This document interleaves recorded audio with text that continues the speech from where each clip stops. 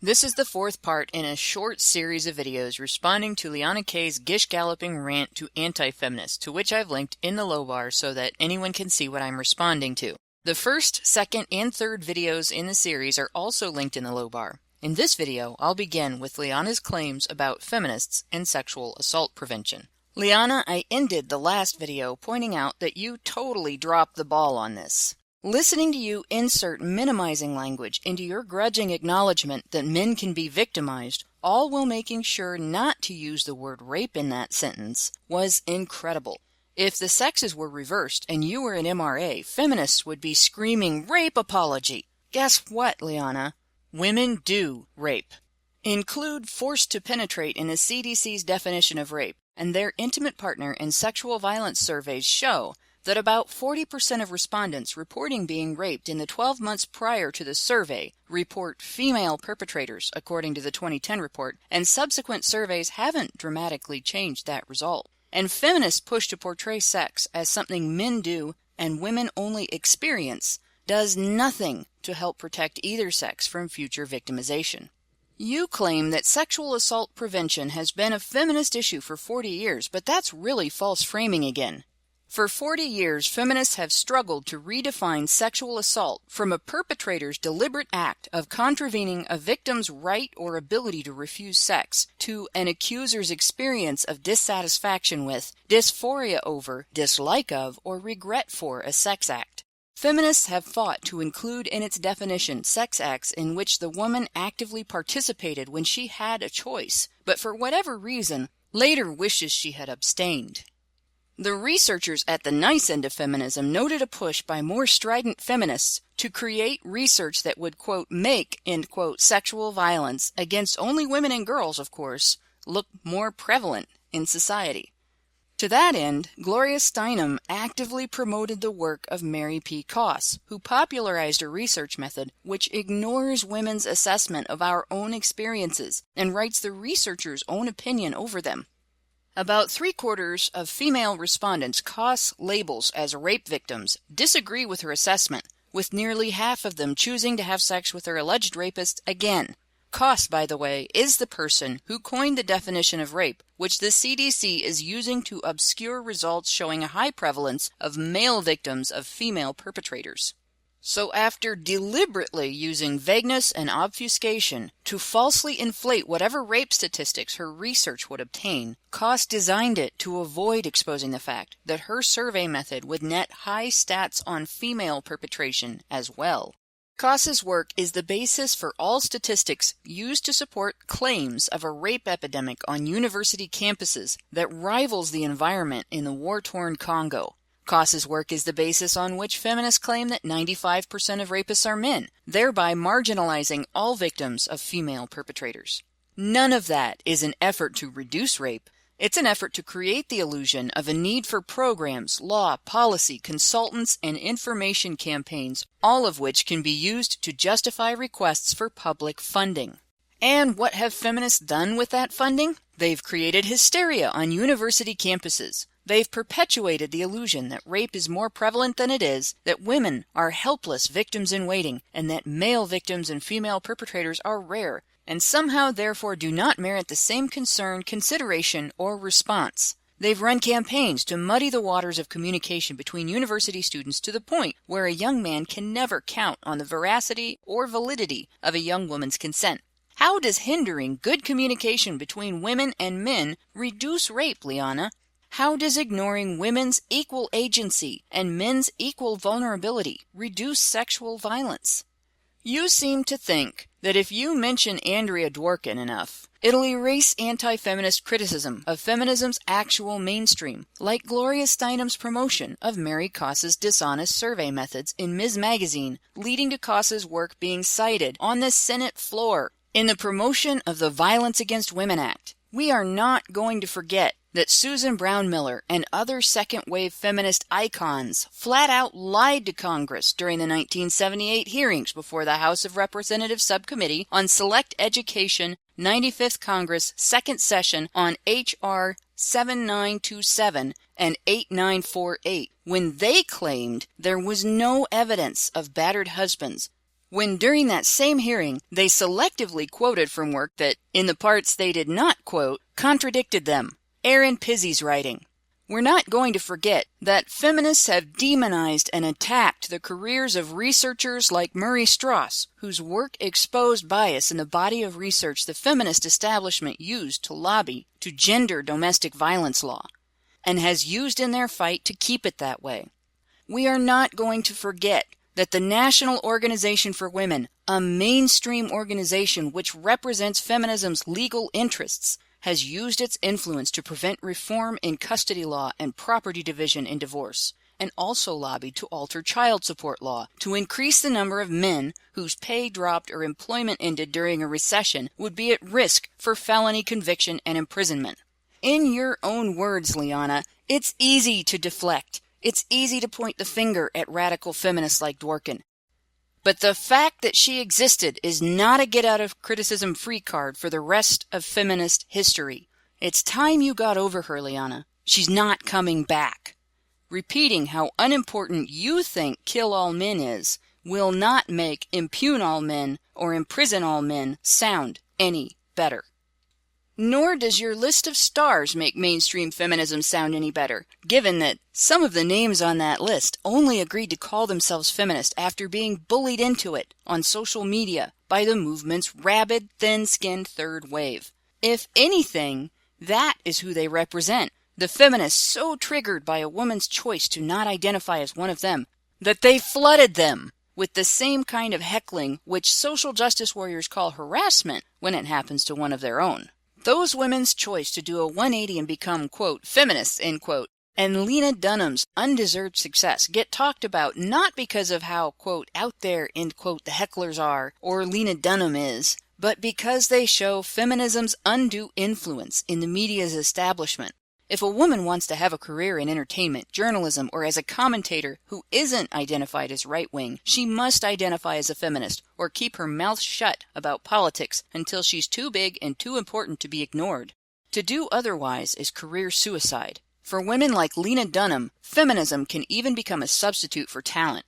And as long as she toes the feminist line, it's mainstream and third wave are even willing to overlook behaviors that would have them calling for blood if exhibited by a man.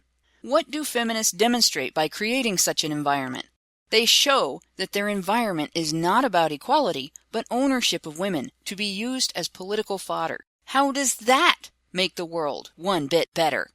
Next, your comment that the cancer that is feminist academia should be spread out into other areas of study makes no sense, and for two reasons. First, that which in even the most minor dose is poison doesn't become a tonic just because you mix it with something good. Feminism is shit. Feminist academia is even worse and has been so ever since the Ford and Carnegie Foundations funded the creation of women's studies. It will not become gold if it's broken up and sprinkled over the rest of the university. Second, part of the reason we know that is because it has already been done. Feminist academia has had its flaky tentacles snaked through the fields of social sciences, the arts and humanities, mass communications, and even business administration for decades. Failing to toe the feminist line can affect anything from a student's grades, and therefore his or her standing among the class, to the career path an advisor promotes, to approval or rejection of one's doctoral thesis. That is a level, or shall we say degree, of influence to which your ideological perspective has no right, and it makes the, quote, joke label you're using to deflect from the gravity of that influence a whole lot less funny in perspective, much like a feminist comedian. Another issue with your narrative is that if radicals are being recruited to teach feminist courses, it does not necessarily follow that only radicals take them. In fact, some of these courses are mandatory for administrative studies, social sciences, journalism majors, education majors, and many others. Further, professors from interdisciplinary studies departments do get contracted to teach courses outside their area which are seen to have some overlap, and they're the faculty most likely to take charge of things like consent training and campus women's political groups. They don't just attract radicals, they create radicals by indoctrinating students who are there to obtain a well-rounded education and instead get dosed up with academic feminist bullshit. You say singers have to produce music that's more than a message to be relevant. You cited Nicki Minaj as one of the mainstream's shining examples. Can you tell me what's more than a message about the following quote from a Nicki Minaj production? You a stupid hoe, you a stupid hoe. You a stupid hoe, you a stupid hoe. You a stupid hoe, you a stupid hoe. You a stupid hoe, yeah, you a stupid hoe. I think that's enough said on that topic. Next, you bring up feminists in the office claiming they got that way through lack of alternative. The truth, if a prerequisite for obtaining their position was any kind of business degree, they were dosed with it during their college years. Beyond that, the greatest likelihood is that the woman who acts like the office sexism Gestapo got that way after learning how much power crying sexism gets her. Once she throws down the girl card and demonstrates the intention to continue to use it, she goes from being an ordinary coworker who has to prove her worth the same way as anyone else to she who must not be offended, whose ire must be avoided at all costs because everyone knows it can result in anything from a human resources investigation to a massive lawsuit. This woman knows full well that she can make the rest of the office, including other women, walk on eggshells around her. That is why she's the office feminist. The alternative is being nothing but another unknown face in the cubicle maze. It is not until you start talking about your own immediate reaction to someone who claims to be anti-feminist that you start to show a little honesty. But don't worry, Liana. You killed that honesty and buried it with your next claim that you're attempting to meet us halfway. Having blocked most of us on social media, you seem to be more interested in building a giant straw man on which to hang the label anti-feminist, so that you can feel adept at debate without confronting any actual anti-feminist criticisms. You've made a near profession out of avoiding the substance of our complaints in order to continue to speak about feminism as though none of the issues we've pointed out matter. Your challenge to anti-feminists to stop fixating on what we oppose is therefore meaningless, as it comes from a woman who cannot even take an honest look at our complaints and has no idea what we actually advocate. What makes you think that you can find common ground with a group whose character, interests, and intentions you refuse to even observe, much less acknowledge? What makes you think you can dictate which aspects of feminism we find objectionable by deflecting, bullshitting, attempting to rebrand, and strawmanning your opposition? You're tired of hearing about the so-called dwark side. We're tired of hearing you deflect criticism of the cost side, the Steinem side, the Brown-Miller side, the historical side, the mainstream establishment side, and the basis for all of modern feminist theory to a barely cared about scapegoat. One, by the way, whose relevance is greater than you credit her, considering her influence on the theories that are currently being used to villainize and marginalize male students at universities all over the world. Your conveniently female targets dig is even more of a joke, considering that a large contingent of anti-feminists are female. But I forgot, Liana, you don't acknowledge anyone but the straw feminists you created to avoid confronting our criticisms. I'm assuming they must all be male, which makes you yet another example of a feminist talking down to men, even if they're men you had to make up or pretend are one-dimensional in order to have someone to talk down to. Your claims about radical feminists break down when you begin talking about the second wave. Kill All Men radicals remained distinct in their organization from the movement's establishment, as groups like the National Organization for Women were entirely separate from red stocking feminism and the like. The only cries about no platforming came from mainstream feminists who were dissatisfied with the deal the women of the labor movement negotiated with President Kennedy via the President's Commission on the Status of Women. Now was formed by mainstream feminists who felt that their interests, which they believed to be the real interests of women everywhere, were not represented by that commission's conclusions. By using your deflection tactics to shield the man-hating, reform-blocking feminists, whose influence is threaded throughout the government, the media, and the social sciences, from criticism, you make yourself a part of everything they do, and you remove any chance you might have at being taken seriously by anti-feminists and men's advocates as anything but a defender of that hate. You claim that feminism is about equality. In complete contrast to your claims, feminists have spent the last 100 years carefully working to gender as many human rights protections as possible to exclude men from consideration while holding them responsible for women's welfare. In that light, the entire time they've claimed to oppose traditional gender roles and stereotypes, feminists have been their biggest promoters. And every time reform is proposed which would remedy an area of actual inequality, such as gender disparity in legal and humanitarian support for victims of intimate partner and sexual violence, gender disparity in enforcement of criminal law, and gender discrimination in custody court, feminists rush in to oppose it, using claims that mischaracterize the reform effort and demonize the men for whose benefit it's being done, all without ever offering an alternative plan. You say whatever it ends up being called, work advocating for women and girls will continue. That wrongfully presumes that work advocating for women and girls is feminist territory. Once again, Liana, you do not own us. We are not your stable of proxy victims to whore out for political points, and many of us disagree that a lot of what feminists advocate for women and girls is beneficial. We also disagree that feminist demonization of men is beneficial to women and girls in any way. We don't find feminist fear-mongering over intimate partner and sexual violence beneficial to anyone, and we find feminism's anti-family rhetoric, which traces back to the movement's beginning, appallingly stupid and insulting to our intelligence.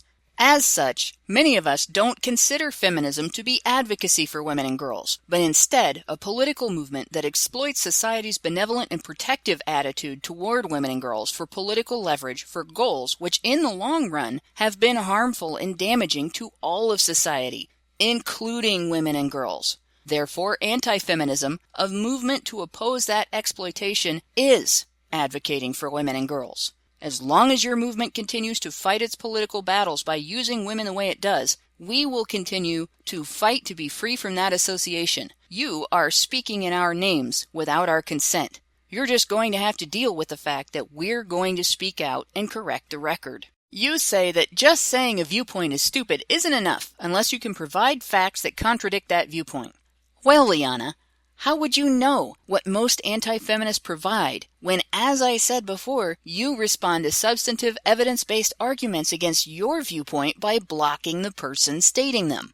You've spent 15 minutes ranting about how stupid you think anti-feminist and men's issues advocates are without offering anything to substantiate your assertions but your own opinions. Meanwhile, the internet is full of anti-feminist and men's issues sites which examine and discuss evidence that soundly contradicts your belief that Western women are oppressed. You really need to start taking your own advice. You claim that a great way to troll an anti-feminist is to just repeat the things we don't like. But your entire rant is one long complaint about people saying things you don't like, people having the right to say things you don't like, people having the right to believe things you don't like, and people refusing to ignore that things you don't like being associated with are part of feminist history. If your skin gets any thinner, we'll be able to see firsthand how good your circulation is. You want to know what really drives anti-feminists crazy? The kind of false equivalences you use to cover your movement's bigoted, damaging history. Lobbying for anti-male discriminatory law is not trolling. Neither is demanding that all of society bend to avoid setting off the special sensibilities of social justice-minded women, while simultaneously arguing that it's harmless for kill all men to be a common statement among any political movement. As far as name-calling is concerned, I can't understand your problem. What are you even talking about? Tain't that big of a deal when it happens to me or other anti-feminists. We get called nasty names, including gender-based names, quite often. Seriously, Liana, thicken your skin. You'd never make it as an anti-feminist. You've been called a cunt because, frankly, your preachy, holier-than-thou attitude is extremely off-putting. I've been told I should be beaten and raped and have my family broken apart for being an anti-feminist, had my address posted online, and been threatened with being falsely reported to Child Protective Services. Other anti-feminists I work with have faced real death threats, including some police have taken seriously, and some which were upsetting due to the images of terrorists beheading their enemies that were sent along with them. Some women against feminism have been sent blueprints of their homes with casual, conversational letters full of veiled threats. One individual posted the address of the elementary school attended by the daughter of an anti-feminist/MRA who was a close friend of mine, along with casual, conversationally veiled threats. Excuse me for giving no fucks that your skin is too thin to handle being called names over some of the dumb shit you say. You ask where our solutions are. This is probably the stupidest and least self-aware thing you've said in your entire rant. You want to know our solutions, Liana? Take a moment and listen.